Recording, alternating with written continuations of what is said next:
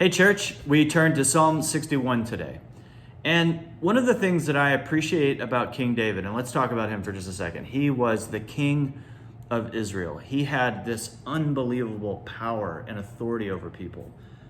He was a warrior and this interesting mix of personality, because on the one hand, he's this great warrior that slays giants and kills the Philistines and leads people into battle. But on the other hand, he's a poet, he's an artist. He has literally given us the hymnal of the Old Testament, the prayer book, because he is one who is poetic and is into literature and so forth. But the thing that I appreciate about David is this: in spite of the power and the raw power that he had as a leader and as a king, he always kept in mind where his help came from and that he was not God.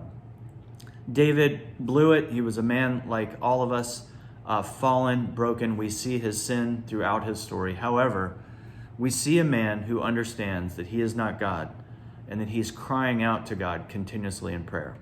We see that in the first couple verses of Psalm 61, where he says this: "Hear my cry, O God, listen to my prayer." I can relate to that, because he then goes on to say, "From the end of the earth I call to you when my heart is faint."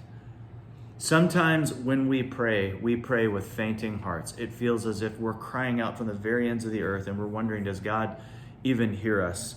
And David has this confidence that he does. In the next section, in the end of verse 2, we see David's humility, where he says this: "Lead me to the rock that is higher than I." He's talking about God himself. "Lead me to yourself, for you have been my refuge, a strong tower against the enemy. Let me dwell in your tent forever. Let me take refuge under the shelter of your wing." And so again, what I love about David is this amazing power, this king, one that will always be remembered as this amazing king, and yet he never forgot who he was and that he was one who submitted to the authority of God. And so you, as a leader, whether you're leading a business or your home or a teacher or leading children or whatever it is, we can never forget that we serve the Lord ultimately. And no matter what authority we've been given on earth, it has to be one of humility in placing ourselves under God's authority as we lead. I love you, church. I hope this has been an encouragement to you today, and I hope you have a great day. God bless you.